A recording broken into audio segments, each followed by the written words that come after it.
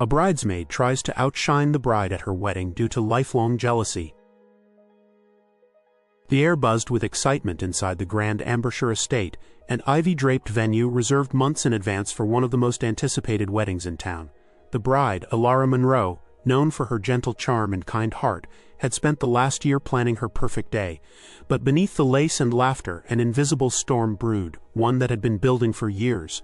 Among her bridesmaids stood her oldest friend, Camille Devereux.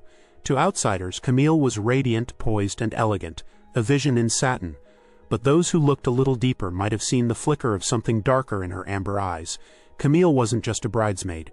She was the woman who had always come second, and she was tired of it. The night before the wedding, while Alara fretted over table placements and bouquet arrangements, Camille stood alone on the balcony, clutching a glass of champagne with a silent toast to herself. Tomorrow, everything would change. Tomorrow, no one would be talking about the bride. Alara and Camille had known each other since kindergarten. Their mothers were best friends, their birthdays only a week apart, and for a long time they were inseparable. But even as children, a subtle imbalance had shaped their friendship. Alara was always the favorite.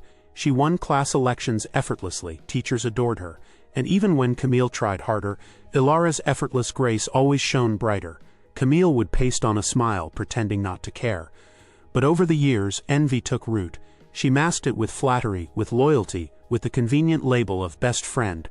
And Alara, trusting and naive, never noticed the resentments piling up behind those compliments.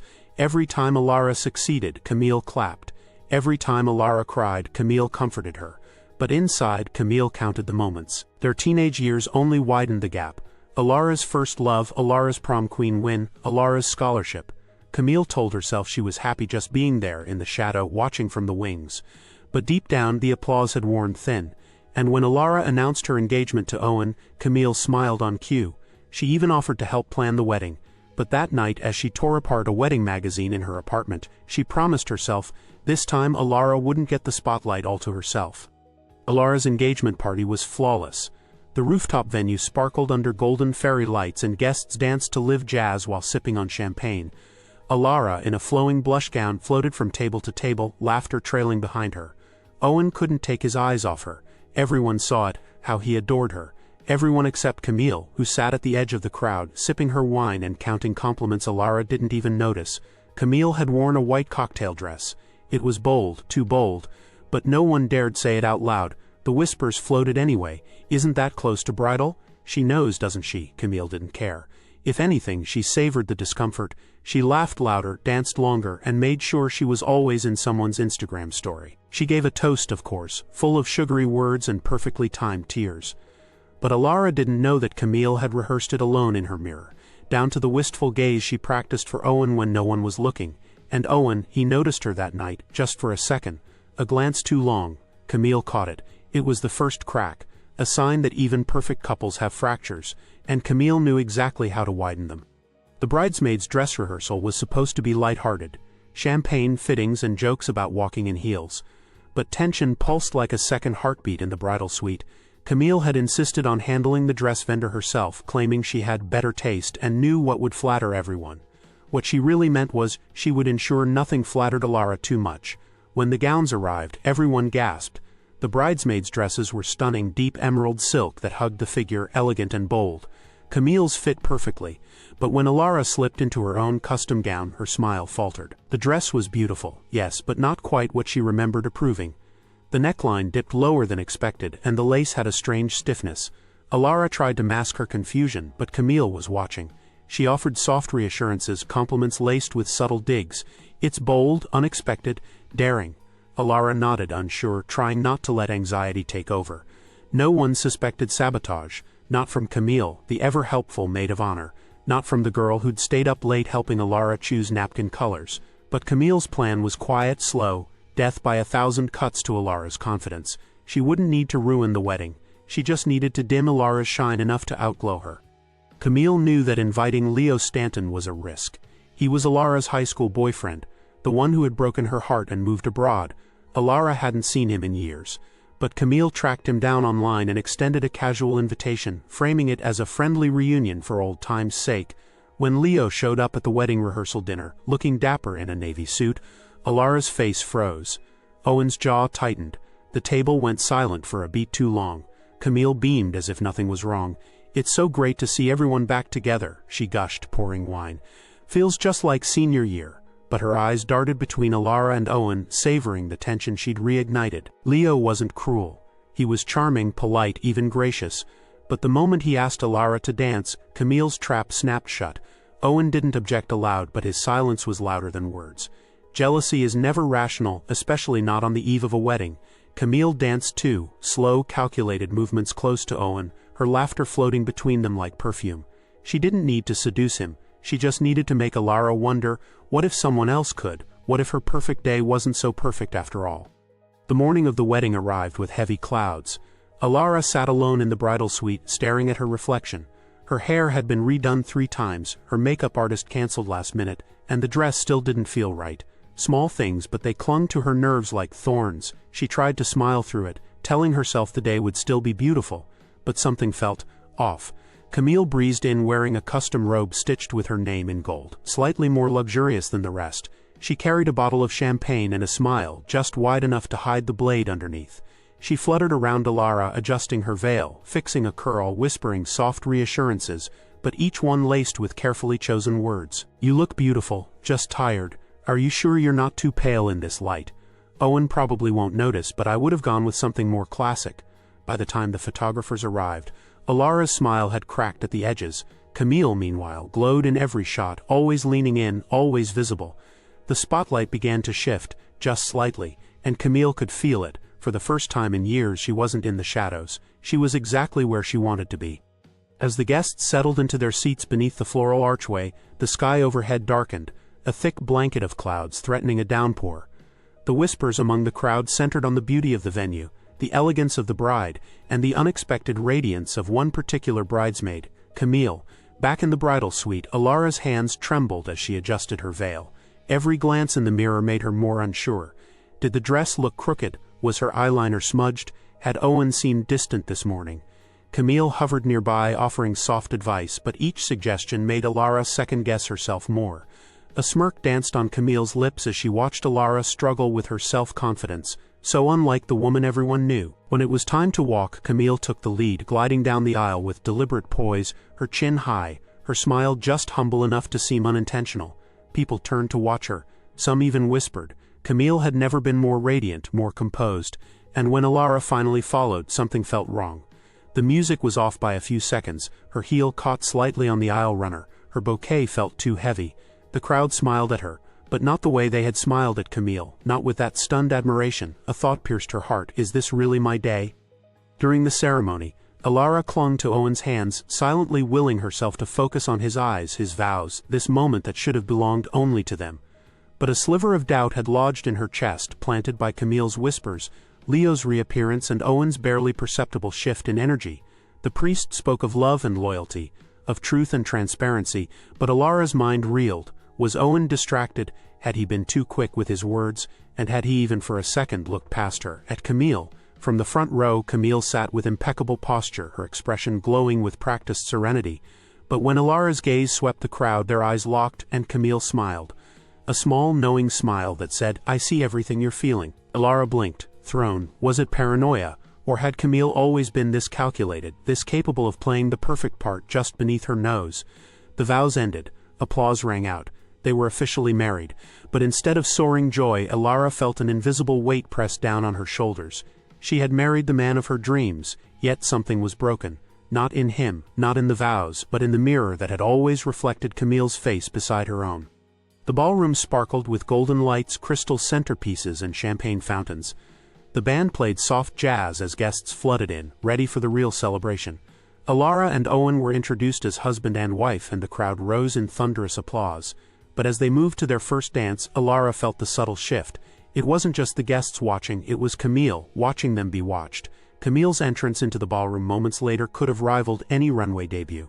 She'd changed into a different gown, still within the bridesmaid color scheme but more fitted, more glamorous. The slit ran higher, the neckline dipped lower, and the room noticed. She made her rounds, chatting effortlessly, drawing attention without effort. Even the photographer followed her instinctively. Alara noticed. She noticed when guests complimented Camille more than her. She noticed when Owen glanced at her, not long, not lingering, but enough. When the best man gave his speech, Camille added a few spontaneous words, weaving in childhood memories of Alara while subtly including herself in every story. Alara was always the sun, she said with a fond sigh, and I was happy just being the moon, the room cooed. Alara smiled tightly, but inside she seethed. Was this love or theater? The evening wore on, laughter echoing through the grand ballroom. But for Alara the air had grown heavy, the joy suffocating. Everything felt staged, her smiles, the music, even Owen's kisses, which had grown colder as the night progressed. She caught Camille dancing again and again, first with Owen's cousin, then the groomsman she once dated, then finally, Owen himself. It was just a dance, just a slow, familiar song. But something about the way Camille placed her hand on his chest, the way she looked up into his eyes, made the room tilt. Alara watched from a distance, champagne flute shaking in her hand. The room faded around her, her vision blurred. She felt like a guest at her own wedding. When the song ended, Camille stepped away with that same maddening smile. Alara confronted Owen later, her voice shaking, asking why he danced with her. His answer, it was just for fun, only made the knot in her chest tighten. She didn't sleep that night. She lay awake in the bridal suite, alone, staring at the ceiling while Owen slept beside her. A question echoed louder than the wedding bells had. Had she married the right man or been played by the wrong friend? The day after the wedding dawned with eerie stillness. The hotel suite still smelled of roses and champagne, but to Alara everything felt stale. Owen snored puffly beside her, blissfully unaware of the sleepless night she had endured. She slipped out of bed and wandered onto the balcony in her white satin robe. Her phone buzzed non-stop, congratulatory messages, tagged photos, videos from the dance floor. She scrolled through them, heart sinking with every swipe. In nearly every shot, Camille was there, smiling, glowing, dominating the frame. One photo in particular caught her breath. Camille and Owen dancing. The angle, the lighting, it looked romantic, intimate. Wrong. The caption read, "The real stars of the night." Alara dropped the phone onto the chair and wrapped her arms around herself. She didn't cry, not yet. Her world hadn't crumbled, but the cracks were there, deep and dangerous. By the time Owen woke up, Alara had already started packing. "Just for a night," she lied. "I need some time with my parents." Owen frowned but didn't protest. He didn't ask what was wrong. And that silence, Alara realized, was louder than any betrayal. Back at her parents' home, Alara did something she had never done before. She started digging, through texts, call logs, old emails, not because she didn't trust Owen, but because she no longer trusted Camille. She remembered odd moments, times Camille had taken her phone to check something, when messages seemed to disappear, when Owen had acted cold for no reason. It had all seemed trivial before. Now it felt like a pattern. Her suspicions grew when she saw a message from Camille sent weeks before the wedding. "Owen's not good enough for you. If I were you, I'd rethink everything before it's too late." Alara stared at the words, so subtle, so calculated. Not an attack but a seed of doubt, and she had missed it. Her blood boiled. For years she had dismissed Camille's manipulations as protectiveness, her passive aggressions as jokes. But now it was undeniable. Camille had orchestrated something deeper. This wasn't just jealousy, it was obsession. And Alara wasn't going to stay silent anymore. Alara invited Camille to coffee, choosing a busy cafe downtown surrounded by strangers. She needed control. She needed witnesses. Camille arrived in a coral blouse and sunglasses, exuding effortless charm. "Newlywed glow," she cooed, taking a seat. "How's married life?" Alara didn't smile. She pulled out her phone and placed it on the table. "Let's not pretend anymore." Camille's smile faltered just enough to reveal the truth. "I saw the messages," Alara continued. "I saw what you did. The dress, the photos inviting Leo, dancing with Owen." Camille shrugged, but her eyes had narrowed. "You're being paranoid. I was your maid of honor. I did everything for you." "No, Camille, you did everything for you," Alara said, voice low but firm. "Because you couldn't stand the idea of me being happy without you in the center of it." Camille leaned in, face now tight. "You've always had everything. I just wanted one moment." Alara stood, heart racing. "Then I hope it was worth it, because whatever this is between us, it's over." Camille didn't follow her out, and Alara didn't look back. Alara returned home to Owen, but she wasn't the same woman who had walked down the aisle days before. The confrontation had been painful but necessary. Now she needed to face the second half of her truth, her husband. She sat him down, holding nothing back. She told him about Camille's years of manipulation, the wedding sabotage, the doubts she'd planted. She even asked the question she feared most: "Did you feel anything for her?" Owen looked stunned. "No, never." "You danced with her," Alara pressed. "You looked at her." He hesitated. "I was trying to keep things light. I didn't want drama on our wedding day. But Alara, I love you, I chose you. It wasn't a fairy tale answer, but it was honest. They spent hours talking, tracing the history, unpacking the shadows, agreeing to build trust from scratch. Alara realized that love wasn't just about grand gestures. It was about choosing to rebuild, even when things had cracked, and for the first time in days she breathed without a weight on her chest. Camille moved out of town weeks later. No dramatic exit, no viral scandal, just a quiet goodbye note left at Alara's parents' door. It read, "I never meant to hurt you, but I did. Maybe one day I'll stop measuring my worth against yours. Until then, I need distance from both of us." Alara read it once, then tucked it into a drawer. Not out of forgiveness, not yet, but because even enemies deserve their words to be remembered. The wedding photos arrived shortly after. She flipped through them with caution, half dreading the images. But surprisingly, they felt bearable. Because while Camille had stolen moments, Alara had reclaimed the meaning, her vows, her marriage, her truth. In the weeks that followed, Alara and Owen began to live like newlyweds again. Small dinners, long walks, honest conversations. They even laughed about the awkward moments of the wedding, the wilted flowers, the DJ messing up the playlist. But deeper than the laughter was something new, mutual awareness. A shared understanding that love wasn't just about grand days, it was about the quiet aftershocks and how they're handled. Alara started therapy, not just to heal from Camille, but to understand why she had let things slide for so long, why she'd allowed Camille's darkness to grow in her light, and with every session she reclaimed another piece of herself. Months passed and Alara was invited to speak at a local women's seminar about resilience. At first she declined, but then she thought about everything she'd survived, about how easily someone else could fall into the same silent rivalry without realizing it. So she stood on that stage in front of a room full of strangers and told her story, not the glamorous wedding but the cracks beneath it, the manipulation, the confrontation, the choice to heal, and for the first time the spotlight didn't feel like pressure, it felt like power. On the first anniversary of her wedding, Alara sat down and wrote a letter, not to Owen, not to Camille, but to herself. She wrote, "You didn't lose control. You gained clarity. You didn't fail to see it. You chose to forgive yourself for not wanting to. You are more than the version of you someone else needed to feel superior." She folded the letter and placed it in a box labeled "For the Next Storm," because she knew life would bring more challenges, but now she was ready. Camille's name stopped coming up in conversation. Her presence faded like perfume after a party. Alara didn't check her social media anymore, didn't wonder where she was or who she was becoming. Instead, she poured her energy into herself, her work, her marriage, her healing. Owen remained by her side, gentler now, more attuned. They made mistakes, they learned. But through it all, Alara never lost herself again. She understood that some spotlights aren't stolen. They're given away out of fear, habit, or guilt, but no more. On their second wedding anniversary, Alara and Owen renewed their vows privately by the lake near her childhood home. There were no bridesmaids, no distractions, just the two of them barefoot in the grass. Owen promised to always choose her, even when it was hard. Alara promised to never dim her own light for someone else's comfort. And with those simple words she finally made peace with everything. Not all stories end with villains exposed or revenge served. Some end with a quiet reclaiming of power, of truth, of self.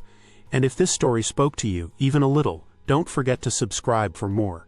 Because sometimes the real drama isn't what happens at the altar, it's what happens in the shadows before it.